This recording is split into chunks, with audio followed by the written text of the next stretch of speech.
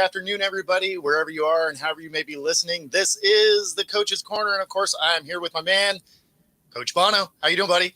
Hey, Bo. Good to see you, man. Good to see you. Some big things, right? Draft is finally done, and got to pick your brain a little bit about how that works.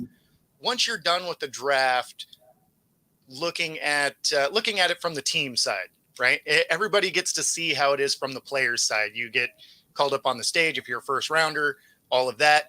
But now you're selected. So now the real journey begins, right? That's step one of step one. And so from the team side, where do you go from here? Well, again, all teams are going to have some type of like a rookie mini camp. And the challenge is always going to be like, how do you conduct that camp? What do you want to get done? How much football versus how much just indoctrination, for lack of a better word, you know what I mean? But and there's a full schedule of that anyways, just, like league mandated meetings and that sort of thing, that your player engagement or, staff that has to get these young guys going on. I mean, you want to have obviously an opportunity to kind of introduce them to the culture of your franchise and, the culture within the NFL. But you're also trying to fill out a roster for that camp. So, you're going to have your drafted guys, obviously, then you're going to have your undrafted rookie free agents. And then to kind of round out that weekend, most teams are going to have like invited, it's like a weekend workout, you have invite guys that they invite in, a lot of them will be, from local colleges and that sort of thing. But they have to sign like a waiver. Obviously they're not going to, but it's an extended workout for an individual to come in, be there for a mini camp, be in the meetings, learn, practice. And then hopefully the goal is, for those guys is to get offered a contract at the end of the mini camp. And that's going to happen. It's not uncommon, put it that way, but most of them. So that would be almost like a walk-on opportunity.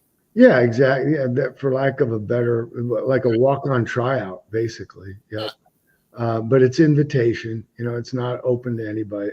But there's always the kid that went to Michigan that didn't get drafted that you want to take a look at, or the kid that's from the area but went away to school. You want to get a look at that guy, and then you're trying to balance out a roster too. So you want your goal is to be able to practice. So you have to obviously pay attention to the numbers. If you're going to do special teams, then you might want to bring a kicker or snapper in, but those players are in there for, like it's an extended workout. And so it's a great opportunity. How long do these mini camps last? This is like it's usually it's like a 3-day deal, and it's all mandated by the league. It's regulated, it's spelled out how many hours you can spend in the classroom, how much time you're allowed to spend on the field. Obviously it's non-padded because you haven't gotten to that point. You're not going to get in pads at all during OTAs, but it's, you're not into that point of the year where you're even allowed yet to bring, your players in for any type of organized team practices. I got you. I mean, another couple of years, they may not get into pads at all. Well, they're not. I mean, that's the thing. It's just helmets now. I mean, it's been that way with OTAs, but it's still. Oh, no, I just mean like even during the season. Yeah. I mean, that's, it's a fine line. I think that's a whole nother subject, but we hit on it even like with Reggie, in week 1 of the show, about how much how much work do you give your team where you get what you need, but you don't want to overtax them as well. So it's It was funny because it was something you used to see from Pete Carroll a lot when he was new with the Hawks, right? Mhm. Probably the first 5 years, he would get in trouble every OTA for hitting. Right. Every year. You're just Yeah. like, oh, cool, we're going to lose a 4th round draft pick because they were too physical. Right.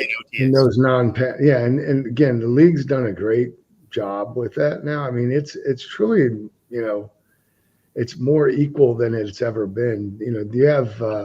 You have cameras now on your facilities, all of your practice facilities in the NFL that run continuously, right? Basically security cameras that the league can monitor, can go in and look for at any time, just to make certain that you're not, violating any rules in terms of, who's on the field, who's with them, the type of activities that they're doing. But certainly during those practice sessions, there's OTAs, especially if you've been, if you've had issues in the past, they're sending league officials to look at, watch your practice tape. The NFLPA, they're involved with that as well. Those reps are regular fixtures at most facilities in the buildings, that sort of thing. Not that they're there every day, but they stop by frequently, and they're taking notes in terms of what's going on. So they've done a really good job as far as like with the collective bargaining agreement in terms of really regulating that. I mean, a lot of people might argue that it makes it more difficult to develop and evaluate a player, because I don't think certain activities should be kind of exempt. Like, if you have I'll give you, again, me, I'm going to always draw from the world of special teams, but let's say you have a young punt returner that you're trying to develop, right? Well, as a coach, you can't even really be out there with him. You can catch balls on the jugs, but like, let's say your punters want to, take some live punts. You can, they can't even be out there to catch balls from off the punter's foot until, almost between the time that like the organized team activities start. Really? It's bizarre. Like, that doesn't make any sense, Yeah. because That's that would be like, areas. Yeah, it's one of the areas. It's one of the areas that does get short-sighted. Is that the punt returners and the kick returners, because they're not allowed to work with them until it's OTAs basically, and then you're out there. But like by the time you get to quote spring practice, you want to have. It's not a time to really experiment on anything. Put it that way. well, I mean, trying to win a job. Based on that logic, then your quarterbacks are thrown to nets. Well, I mean, again, there's certain times when they can do that. It's spelled out, right? It's but it's not. The intent is good, and I think the overall, the rationale behind it is good. But I think I think it could still be fine tuned a little bit to, for certain select activities, I guess. You'd like to have an opportunity to let the punt returner work with the punters and have a coach out there to coach them on catching the ball, so. Yeah, because you're not going to get that out of a jugs machine. No. Again, it's one of the things that's very unique about the flight of the ball. Right. Out of a jugs machine is wildly different than off the tip of a foot. Well, there's no question. I think that's probably one of the hardest things to do in sports. I really do. I think, the confidence, the skill, the judgment, all the things that are involved with, catching a punt in the NFL when you have guys screaming down on top of you. I mean, it's not an easy job. Trust me, it's not. Well, yeah, because I mean, you got to be watching two areas at the same time, right? Like, you got to be Yes. watching the ball come in, and then you also got to figure out if you are waving a fair catch or if you are going to die. Yeah. And let's look, punters, the evolution of punting in the last 50, I'd say 15 years, 20, it's unbelievable how that position has changed. I mean, there was a time when we thought like a 4 second hang time was good, then a 4 5, second hang time was good. Now, man, if you can't hit a 5-0 consistently, 5 seconds, you're probably not going to be in the National Football League very long unless you have a lot of other clubs in your game and those clubs are really, really strong. Yeah, like if you're good at positionally dropping the ball Right. somewhere. Yeah, exactly. Directional punting that and all of those things. And that's the other thing. Guys have gotten so good at placing the football. The rugby kick or the Aussie kick from the, plus territory going in. That's something that, that wasn't part of the game. Nobody had seen it in like 1999 and 2000. And then, now that's the go-to technique when you get in that area where you're trying to pin people inside the 10, inside the 5-yard line, and the control that guys have over it's uncanny what they're able to do with the football. But, a lot of guys that were playing that position when I first got into the NFL, probably wouldn't make it now. They wouldn't get out of training camp, just because guys have gotten so much bigger and stronger. I mean, the guys' legs today are unreal, right? I mean, just booming kicks. They can just pound. They just can crush the football. I mean, they Yeah, I mean, well, when you think back to, the first 60-yard field goal, right? Like right. That was unprecedented and then wasn't matched for years. Right. Like you were just like, oh man, that was an amazing one-off and whatever. And now, I mean, you're watching those happen. Now it's not, you're not watching them happen every week because people aren't lining up to take a 60-yarder every week, right. But half the guys in the league can do it. Yeah, now. half the guys can do the league. Most of maybe more than half have the ability to hit from that distance. You're exactly right. I mean, again, unless it's an end of game situation, you're typically not trying that field goal because of if you don't make it, you're giving up the field position you're trading, right? Exactly. So, but yeah, I mean, the guys have just gotten that position's changed a lot. All of those, the kickers and the punters. But I mean, you get stand next to Johnny Hekker sometime. It's like he's a grown man. I mean, he's a big dude, right? I mean, he's like, he's a physical specimen. He's he's a guy that's played a long time. He can absolutely crush the ball, and he's got such great control. Like if Johnny's on his game, if he doesn't want you to touch the ball, you're not going to touch the ball. He's gonna show one way, punt the other way. He's going to hit it. He's going to hit it. He's going to hang it up there where you don't have a chance. He's going to force you to fair catch it, and he can hit the corners. He can do. There's so many different things he can do with the football. So many clubs or arrows he has got in his quiver.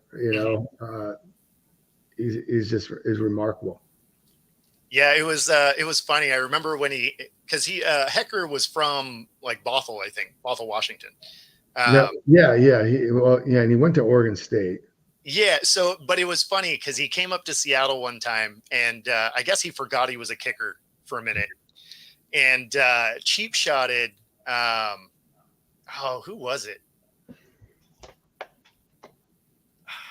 I want to say it was Bobby Wagner, right? Mm-hmm. Like he didn't get back there, and he's just kind of trotting down, and he comes up and knocks him to the ground, like kind of almost after the play, right? Right. And of course, we're watching this is here in Seattle, and you're watching that like, oh, this defense is going to murder him. Like, you don't do that. And the next time he had to punt, it was Bobby Wagner ran right up to him, right? Mhm. And Hecker just kind of ducked down to the ground. And then as he started to get back up, Bruce Irvin comes running back up to him. Yeah. He sits down, and then the ref is like, you guys need to go away. Yeah. But it was just like, yeah, probably want to think that all the way through, because Yeah. you may be a grown man, but you're not a grown man next to you, Don't, like Bruce Irvin. don't take shots where there's shots can be fired back. Exactly. Yeah. No, and it's funny because, I mean, you know, when you think to, you know, the way kickers are now, how much bigger than they are today than they used to be. Because they really weren't big guys. It's why they always got, you know, people would make fun of them, be like, oh yeah, they're not real football players. And then you see guys like, you know, when Pat McAfee was out there, yeah, that's Right. a 250-pound dude, or like Janikowski, right? Like, that dude was a tank. Yeah. Really big dude. Like, definitely not the guy you thought was going to be kicking. Like, you'd see him run out there and you're like, oh, okay, that's a big boy. He's, you know, wonder where he's playing. And then you see him line up for a kick. You're like, that doesn't seem right. It's crazy. Actually, I'm friends with a guy whose, you know, dad talked him into playing football. You know, so Oh yeah, crazy. Yeah, you know, he was a soccer player. I mean, Which it makes the sense. style of kick make a lot of sense. Right. Yeah. Seabass was definitely unique in his approach. You know, he had a really short to the ball, but such a powerful leg. He'd just punch it. You know, it didn't have a, you know, probably one of the shorter approaches to the ball that of anybody I can ever remember seeing. Yeah, I mean, that was another guy that could absolutely blast the thing, though. Yes, he could. He could. Ended up playing in the exact spot. It was a perfect place for him too. You know, he's like, he personifies a Raider. You know, No doubt. He fit that mold perfectly. Absolutely. You know, it's funny when you look through, you know, the years of the NFL and how good and accurate the kickers are today. You almost kind of wish that they had the 80s hash mark placement, right? Because I remember when a third down used to be a dive play to give your kicker a real shot, right? And, you know, I understand they got rid of it because of that, right? They moved those things in. But now, I mean, you're lined up with the edges of the goalposts. Right. So, I mean, you know, it's not quite, I'm not saying it's not hard, but it took some element of precision out of it. Because if you were out on the hash mark and you were within 20 yards, like, that wasn't a gimme kick anyway. Right. You had a weird angle to the. Sure. No, I mean, it's like it's what college football and high school football have to deal with, right? It's exactly. harder to kick. It's harder to kick field goals in college than, you know, in the NFL in terms of the angles. You know, now for whatever reason, a lot of guys do really well in college and then struggle when they get to the NFL, but it shouldn't be because of the hash marks, and it's not. But I would say that's going to be pressure. They didn't move the hash marks in to help the kickers. They moved the hash marks in to help offenses. Yes. Well, yeah, because you didn't have any room on that one side, right? Correct. Like if you were on the hash, you were running trips. Yep. Like, your play design got real narrow because from the hash marks to the edge wasn't very far anymore. Right. So, I mean, I get why they did it, but, you know, I don't know. There were a lot of things that you could run. Like, you could run some kind of wicked plays to the long side of the field. Right. Where, you know, you can't do that anymore. But I mean, you could do some pretty fun motions to the long side. Yeah. No question. All right. We got one coming in from Rob. Who do you consider the best overall kicker in the league? And who is a guy you'd want on your team? Well, I'd say right now, you know, I'm partial to Matt Gay. You know, I had him in LA with the Rams. You know, I think he's still the highest paid guy. There's one. The other guy, that I absolutely love is Matt Prater. You know, Oh, sure. I mean, and I think it's a toss up between those two for me. You know, Matt's a little bit younger, but or Gay's a little bit younger, but Prater is, Prater's a stud. We got to try to get him on the show here one of these days. Yeah, no, that'd be awesome. I mean, I guess you have to throw Tucker in there somewhere. Yeah, right? he is. Again, it was those are guys that I've dealt. I've worked with personally. So that, yeah, Tucker obviously is kind of made his name and pretty much secured his. I think the guy's going to be in the Hall of Fame here. Whenever he finishes up. Yeah, no question. I mean, which is odd, because honestly, like his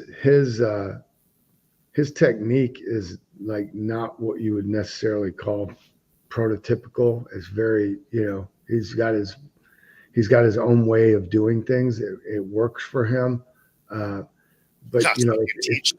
yeah, not necessarily. You wouldn't say, it's not necessarily the technique you would want to replicate if you were starting somebody off and you wanted them to be, as consistent as they possibly could, right? There's things that you might want to try to eliminate that he does that you wouldn't want to do. But the fact is, he's done it. That's how he does it. It works for him, and it's worked at a very, very high level for a long time. And so, who am I to even, criticize it? And I'm not, I'm just saying that I wouldn't give a young kicker a tape of Justin Tucker and say, watch this, and this is how you want it. Because it'd probably be too hard to emulate. No, that makes sense. I mean, and there's those people that it just works the way they do it for them. Like, kind of like in basketball. If somebody has weird mechanics, but the ball always drops, you're not going to mess with their mechanics. You're not going to tell anyone else to shoot like that. But for them, you leave it alone because you're like, for whatever reason, when you do it, it goes in the basket. Right. And that's with kickers. There aren't enough people that watch it, that really know what they're looking at. Sure. They only care about whether or not it goes through. Right. So, and I mean, it is the important part. Yeah, it is the important part. And if it's going through more than it doesn't, then, just keep doing what you're doing. Yep. So how does, since we were talking about mini camp and,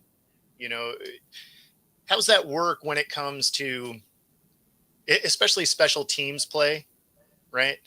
Because I know there's going to be guys that are picked up that are essentially going to get picked up as a extreme depth piece, but mostly usable in special teams.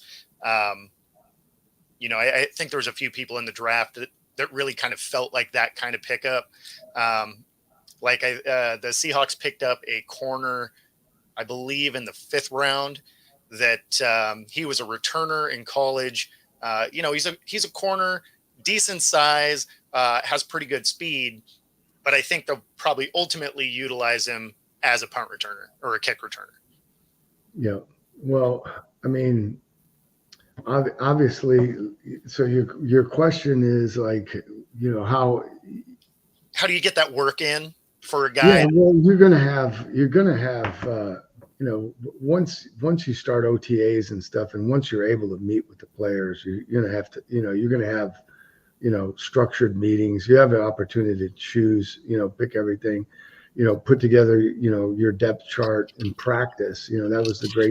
That's the great thing about OTAs. It's like spring practice in college football. You get to install your system. And, I think as a coach, that's the most important thing. You're just starting to install your system, get everybody on the same page in terms of communication and language. And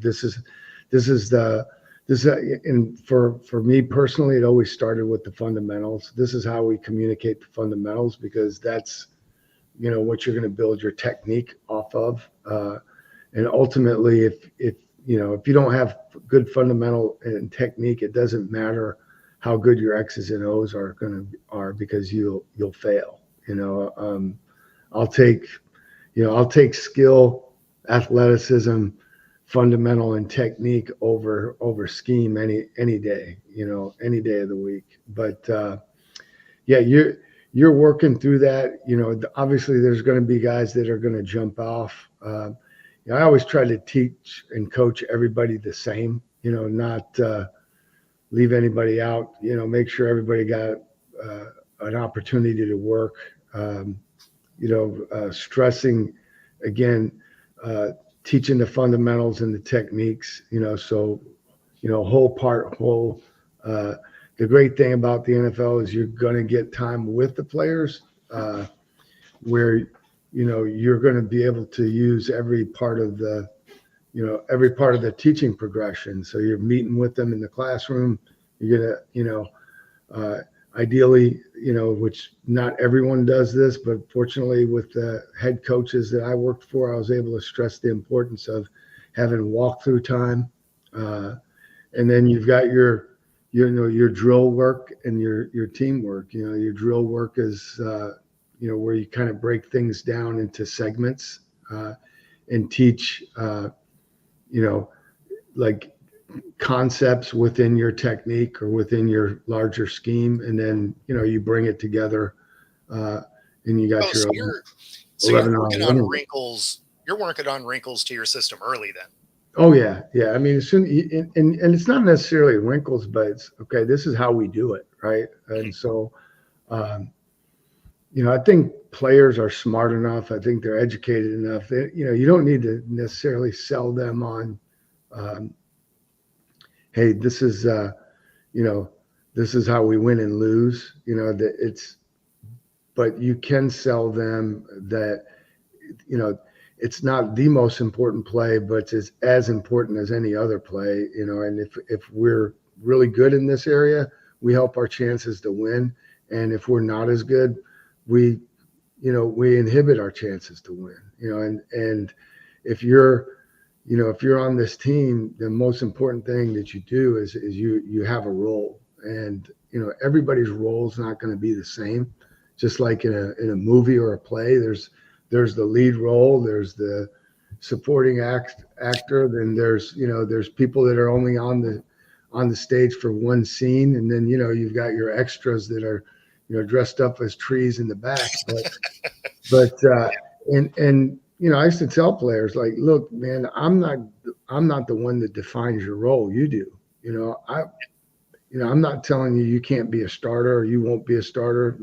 You should expect to be a starter, but until you are, you have to help the team. And the more things that you can do, right, the more ways that you can help the team on game day, that just makes you more valuable. So, you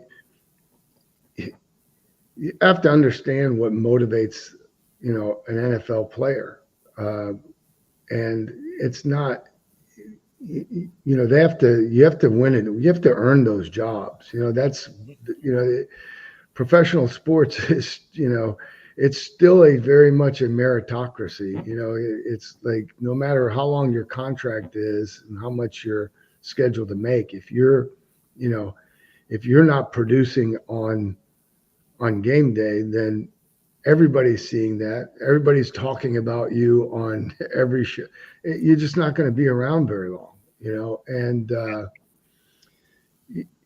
I've always felt like, the role of the special teams coordinator, you're also in front of the team every single day. So your job is to, reinforce the head coach's message. You have to be a pretty good Paul Revere, of echoing that message. Now you might be able, it's your classroom, it's your meeting, it's your, you can maybe do it and say it in ways that are a little bit different, but you're different, to get your message across, but you're still, you still need to be, echoing that overall message of what the head coach is is saying, because you're the only other person other than the head coach that speaks to the entire team every day. And you've got, you're using 90% of the roster. The quarterbacks, they're about the only guys that the quarterback group is about the only position group that's not going to be in your meeting at some point during the week. Everybody else is in there. Yeah. I didn't think about that, but yeah, I mean, you got a cross section of the entire roster because I mean, you're pulling from everybody to fill out your special teams units. So, I mean, that makes a ton of sense. So Rob jumps back in here. And it's like, look, and when you have guys that are great pros, like they know the schedule and they know when they're supposed to be in there. I mean, Cooper Kupp was in my meeting every day, other than when we did kickoff and kickoff return. But he was a punt returner, so he was in there for that stuff. He was on the hands team, so he was always in there for that. I mean, and he would take his reps during practice and make sure he was ready to roll for game day if we needed him to catch balls or go in there and secure the game on an onside kick on a hands team. I mean, so, he strikes me as the guy that's happy to be there, though. Right. Well, I mean, he's a pro. You know what I mean? It's like he's a great pro. And look, there's a lot of guys like but I think I've said it before. But like probably my biggest pet peeve is how we stereotype athletes, especially professional athletes. Everybody think, the guys that do dumb stuff, and look, it is a cross section of society, right? Any profession's going to have guys that do dumb stuff, but unfortunately in professional athletics, that garners a lot of attention. We miss on all the other guys that are doing so much to help their communities, that are great fathers, that are husbands, that are great. They show up every day and they want to get better. They want to, they want how to make themselves better and how they can help the team better. And that's the majority of the guys that I had the privilege of working with. Do you have young guys that don't get it yet that you have to bring along? Absolutely, you do. Doesn't make them bad people. It just means that they just don't get it. They don't get it yet. I mean, if I think back to all the dumb stuff I did in my early 20s, I mean, there's plenty of things that I look back on and I'm like, oh. I'll tell you what, though, when you look at like the draft and stuff with these guys, it's such an exciting part of their life, but they really they can't fully grasp what they're in for yet, in so many ways. And I always, this isn't an original thought. And I don't remember when I first heard it, but it's really super important. The most important thing an NFL player has to learn is how to say no, because all of a sudden, no to various types of requests, from family, from some friends, fringe friends, new friends, new acquaintances, all of a sudden now you're the person that everybody wants to hang out. They want you at your, you're the top invitee to the party. There's all kinds of not good things, directions that you can get pulled into. Sure. I mean, and you watch those every year. Yeah. And exactly. I mean, it's hard, it's hard to sometimes, say, hey, no, I can't afford to buy you tickets for this game, because I don't get comp tickets. They're, it's some of the stories that I've heard, or things that I've seen, related to stuff like that. It can get out of hand really fast. No, I mean, we watched that play out, numerous times, because you see they'll either get in with, well, it's almost like they just don't have a real friend that's like, hey, it's great that you have this money and success and whatever, but let me let me help you say no to some scenarios instead of, you hurting your brand and stuff. Because I mean, at the end of the day, your career's short. Yeah, look, the league again has stepped in. They've done a great job in being proactive with this. That's what, like, the whole player engagement, right? That whole department, like, that didn't even exist until, probably 10, 15 years ago. And then it was one person, and it was like player development, but that whole curriculum, that whole department that the league has put together has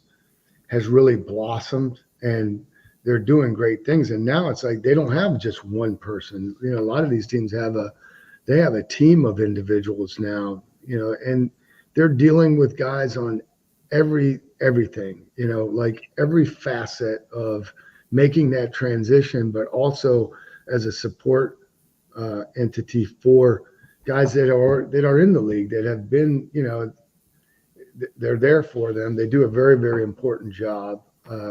They make a huge difference. And, we're going to have some, we're going to have one of those individuals on a show here in the near future. I just confirmed with him today. So we won't give it away just yet. But I'm reading Robert's question down here. First, Robert, thanks for joining us. Appreciate it. Is there one fundamental rule you tell guys to follow to start, one above all else? Man, I think just to narrow it down to one, I'd say it's probably not more of a rule, but more of an understanding that every single thing that you do, from the moment you walk into the building till you leave, is being evaluated. It's being watched. It's being recorded. Someone's paying attention, and someone is forming an opinion on you at all times. So, like, you can never, you can never think that you've made it. You can never relax. Really, man, you have to understand that, the seriousness of it. It's a big business, and there's a lot of money that's being exchanged, and a lot of money that's invested, and the people that are putting that money down expect a return on their investment. And so if you're not putting your best foot forward every single day, there'll be somebody else, just that quickly. And learning that it's a business it's a sobering reality that everybody has to deal with at some point, right? I mean, so if you're a coach, you don't get it done, you don't win, you're going to get fired. And if you're a player and you're not producing, you're going to get cut. And it's just the way it is. And I wouldn't want it any other way. None of us would. It wouldn't be, it wouldn't be the game that we love and that we enjoy, watching as much as if it was any other way. Well, and it's on this same note, when it comes to on the field, one of my coaches at the semi-pro level, Will Jackson, shout out coach. He said one of the things to keep in mind out there is don't go out and try and make the big play, right? Just go out there and make a play, and that play can become the play. But just get out there and actually make a play. Yep. Don't try and get the big hit. Don't just get the guy on the ground, right? And that can ultimately be the big play that springs your game. Right. It doesn't always have to be a massive hit or anything like that. Just go make a play, and it can become the play. Yep. So you can be a very, very good player and play a long time if you just consistently make the routine plays, exactly. or make the routine stuff, make it look routine. There's nothing routine about it, but being consistent, down in, down out, that's the name of the game. That's how you keep a job. Absolutely. Absolutely. So we got quite a few questions coming in. All right, we got. Do you go through a course, fundamental do's and don'ts kind of things, like life lessons type of stuff? Yeah. Yeah. Again, thank you, Wen, for the question. Yeah, I mean that comes in a variety of forms. Again, I was speaking earlier about the player engagement reps. They do a lot of that. There's different. The league has different like mandatory seminars. Um, at some point, the head coach is going to go up and read the fine schedule. The players receive the fine schedule. That's from the NFLPA. But yeah, you've got all of your your basic stuff that you have to get through, and certainly that first rookie mini camp when they get indoctrinated, they're gonna get overwhelmed with all of that stuff. But yeah, they do get that. Just to answer your question, and you don't want to wait till it's too late when they've screwed up. You want to let them give them. But again, you'd be shocked to know how much the NFL puts into researching the player's background. That's one of the jobs of the scouts, not just to watch the guy play or time is 40. They're asking that they're going to talk to the trainer, they're going to talk to the strength coach, the position coach. The higher the draft pick, the more money you invest, the more you want to know about that individual and his background and what makes him tick. Does he have any vices? Are they serious? They're going to find out, and they have ways to find out. There's not many secrets. So I've heard over the years that teams like Philly, where they have Big Dom on the sideline, right, and other teams I know have presences like that. But are there guys within the organization, because you keep seeing guys go out and end up getting DUIs and doing dumb stuff? Don't they have someone in the building? Like, even if you weren't calling an Uber, don't they have someone in the building you can call, be like, hey, I drank too much? Like, yeah, the answer is they do. And I mean, almost every team has like, call this number before you get behind the door. No one's going to ask you any questions. You don't have to, it's a, get home free card. yeah, I mean, it seems like protect your investment, right? Yeah. Yeah. Yeah. No, it's why I'm always shocked when you see these guys and you're just like, man, like it's not like when we were, kids going to a kegger or a house party and you weren't quite old enough to drive and you were like stuck at that house because cabs didn't go where you were going and Uber didn't exist. Like, now there's so many ways to get around. And of course, like you said, teams, they got that guy. I mean, there's so many different avenues. I'm always so surprised when that still happens. Yeah. I mean, like I said, it's a cross section, right? It's The fixer. Yeah. I mean, especially within that age group, you know what I mean? Yep. That's the, I think that's the blessing and the curse of, being young, is, yep. You think that it's not going to happen to you, yep. And that could be the fatal flaw a lot of time. Yeah. No. And to Wen's point right here, it won't happen yep. to me, but the thing is it will. Statistics say it will, yep. But yeah, no, I had heard that most teams had that person. So I figured, well, let's double check. But I mean, it seems like you would, especially from a team side, just because it would be cheaper to have that one guy on your payroll than to lose one of your guys, even for one game.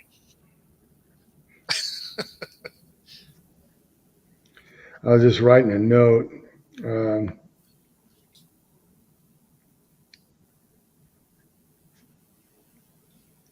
In Coach Dungy's book, and then I worked with Coach Caldwell as well. and Coach Caldwell adopted this. And then when I went to Central Michigan, I had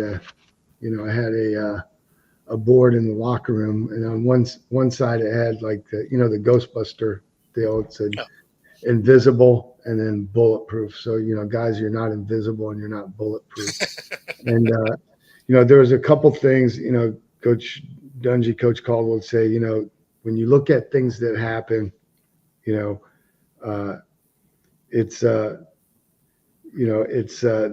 fall into these categories. If you're out after midnight, right, driving too fast, unlicensed, firearms, yep, drugs and or alcohol, and then women that or women that you don't know, or maybe women that you know too well, right? So, and anytime something happened, right, again, I took this from Coach Caldwell because I just thought it was so good. Anytime something happened, and certainly not every single time, but something happens once a week, once every 2 weeks, across the spectrum. It didn't have to be just in the NFL. It could be, NBA, Major League Baseball, hockey. Yeah. But definitely falls in any one of those categories. Yeah. And I mean, he would basically go over the incident report. All right. Well, Johnny Jones was pulled over at midnight when, an officer, at 12:50 a.m., when his car was, swerving on the road. He ended up his girlfriend was in the car and they had been arguing, and, it could smell alcohol. So, that one's like it's across the board. the trifecta, right? Hits all of them. But inevitably, every single incident had one or more of those factors, right? Sure. And so that was just the reminders, like, hey, when it gets after midnight, you need to start thinking about getting home. Well, there's that old adage, right? Nothing good happens after midnight. And really there isn't. Yeah, and so the best you can do is to educate, remind, reinforce, re-educate, and that's what the league's trying to do. But ultimately, we're all individuals, and we're all responsible for the decisions that we make. And it doesn't matter whether, I'm an NFL football player or, if I'm, dropping fries in the back room at McDonald's. We're all equal in that regard. You have to accept the responsibility of your actions. So it's just a shame, though, when you do have resources available to you, if you don't take advantage of them, because it's so much better now, than it was when I first got in the league. And it makes you wonder how situations like the Rashee Rice thing that's going on now, right? Where, okay, he's speeding, sure. You get in a wreck, okay. But then you leave the scene and you're just like compounding bad decisions, right? Yeah, right. And you look at the fact that because this happens, you change Kansas City's draft. Yeah. Right? Like they pick up a guy because you may not be available. Like you may have jail time coming, right? Like had you just gotten a wreck, they may decide they just don't want him around anymore. It's entirely possible. Yeah. They may move on altogether. You don't always get to strike two. That's that's what the thing that people don't realize. Now, again, talent will buy you some time, and chances, typically, but there's definitely a saturation point, where, if people, there's just too much. Again, I'm stammering here, but the talent in the National Football League is common. Talent in any professional league is common. Now I'm not talking about elite talent, but everybody is talented. There's a lot, Sure. There's a lot of guys on the street that that can play if they were in the right situation at the right time. Just, don't think that someone's not going to, come and take your job, because it'll happen. You get cut. Yeah. Well, I mean, when you think back to how many, I don't know if this is true or not. I'd heard this story, but I heard Belichick one time was in the back of the special teams meeting and noticed the guy sleeping, went up, sat behind him. The guy slept through the entire meeting. Oh, afterwards tapped him on the shoulder, brought him upstairs and cut him. Yeah. Yeah, I mean, I definitely could see that happening to a, lower guy on the totem pole, right? Like if you're one of those bottom 15 guys on the roster, like you're barely on the roster anyway. Like you got to do it better and cleaner than everybody else. Sure. Like if you're the number 1 overall pick and you're on this team, you're going to get some latitude, right? Because they have a lot invested in you. When they have the absolute minimum and they gave you a $5,000 signing bonus, they don't care if you're still there. They don't. They don't. 5,000 to an NFL team is a rounding error. They won't even know. Yeah. Yeah. No, it's and I could see Belichick doing that. Yeah, absolutely.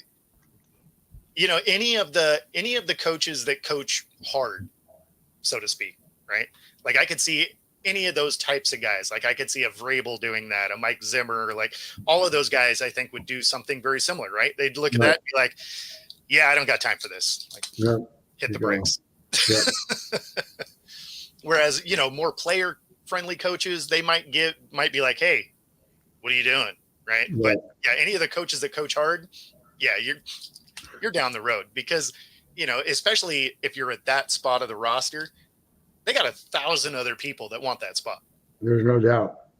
I mean, you got 12 of them on the practice squad. One of them can move right into your spot, realistically. Absolutely. And it happens. Trust me. Absolutely. So with a little bit of time left, I do want to hit, so post draft, right? You got your draft picks essentially in the building, and you hit this kind of small window of the post draft free agency period, right? Where they're the guys that weren't picked up just before the draft. Draft is done, and now you have this small window. Like Zeke just got picked back up by the Cowboys now that their draft is done. So what does that look like as a coach? Because are they? We're kind of talking about two different things, but I'm going to focus on the draft part of it, which is like the rookie free agents. That is a super, super, super important time, and that doesn't get televised, where a lot of deals are made for relatively short money on guys that end up making rosters. And it's it really starts months before that. There's some positions like long snapper, right? You're not gonna, not often you see a long snapper drafted, right? But if you have a guy that you like, that you want to try to get into, get on the team as a free agent, man, you're probably recruiting this guy, months before the draft, right? With other positions, it's a little bit more, and basically you're saying, look, you're the top guy on my list. I need you here. There's a chance we may draft you, but if you don't go drafted, just know that there's going to be an opportunity here for you. And it gets competitive, because at that point it is free agency, right? And it's debatable a lot of times whether or not you're better off, being a compensatory 7th round pick or late 7th round pick, and then being essentially a free agent and be able to choose where you want to go. Now you don't get the forever recognition that goes along with being drafted. When you're drafted, your name's forever in the record book that you were a draft pick. But at the end of the day, a seventh round, even sixth round, fifth round pick, if you get outperformed by somebody in camp that was an undrafted person, they don't, the club doesn't have that much invested in you. They're gonna, they're gonna take the best player. So, well, and you think of guys like, James Harrison, sure, undrafted, right? There's so many guys. There's so many guys. There's so many guys. But yeah, that process, typically, and I know we don't have a whole lot of time, but typically as an assistant coach or even as special teams coordinator during the draft, it's like, I'm working on projects. I'm doing practice schedules. and then I'm watching the draft, and you're on call. You're in your office. If the GM or one of the directors or the head coach has a question on somebody, they're gonna call you down to the war room. You'll go in. Hey, tell us about these two guys. You'll give your report. But you guys, you've already done all your draft meetings, all that stuff. But then. Right around after the fourth round, the draft's still going on. That's when the scouts will come around with the list of the free agents, and really a lot of the phone calls start at that time before the draft is even over. You have a pretty good idea. There's pretty good idea of like, this guy's either going to get drafted in the sixth or seventh round, or he's not going to get drafted at all. So there's a lot of guys that you have draftable grades on that just there aren't enough picks in the draft, but you still like the player. And so how's that phone call go where you're just like, yeah, you're talking with the prospect, you're talking with the agent, you have a budget, which is given to you by the, ultimately the scouting department. They say, it's not like it's you've rehearsed this. You already know what's coming. Hey, you're going to get your list. Bo, you're going to be helping coach with the tight ends. You'll usually have a scout that's with you. And it's kind of like, the stock market when you have you run it up to hey, we got a deal in place, and, they can't sign anything until after the draft is over. But a lot of times there's some, handshake deals that are done before that, but typically it's not a, you've kind of had in the best case scenario, and you've kind of done a little bit of work. You've sold your particular situation in terms of that. A player doesn't care about, a $20,000 signing bonus or a $5,000. That $20,000 is not going to do anything to me if I don't make the team. So I'll take a $5,000 signing bonus and go somewhere where I feel like I've got a legitimate shot at making it versus, or at least being on the practice squad, versus a larger signing bonus somewhere else. So, it gets, that's a really important part of the entire, the entire weekend, that nobody really gets to see. Kind of shows up the next day. Then, on Monday you see like the signings, the undrafted, signings, but there's going to be players in there. It's always a side note, right? Yeah. It's always a side note because it lands during, the playoffs of the NBA and of hockey. And so and all the draft free agent is like it's a sidebar on ESPN. They're like, oh yeah, this and this, and oh yeah, some free agents. Okay, cool. And keep it moving. And, and look, the majority of the guys end up getting cut. Yep. But there's there's guys that stick. There's guys that make it, there's guys that go on and have illustrious, careers. The NFL is big, it's not how you get there. It's, whether or not you stay. Yeah, no, that makes sense. Right on. Well, that brings us to the top of the hour. And so if you are watching here on Roku, be sure to stay tuned on the next hour. Other than that, be sure to like and subscribe if you're either watching on my YouTube or Coach's. Other than that, we'll see y'all next week. Appreciate it. Thanks, Bo. Yep.